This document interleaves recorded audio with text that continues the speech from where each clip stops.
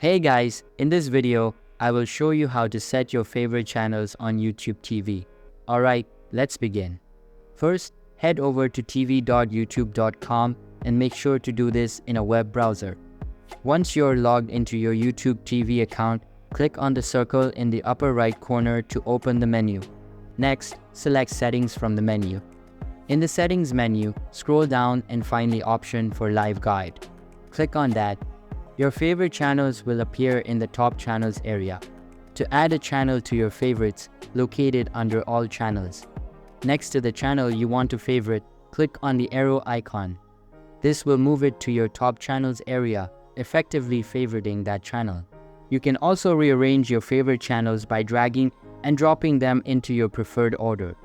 For example, if you want FS1 and ESPN at the top, simply drag them up. Once you've added and arranged your favorite channels, you can see them at the top of your live guide in the order you set. This makes it easy to access your preferred content quickly. So that's basically how you can set your favorite channels on YouTube TV.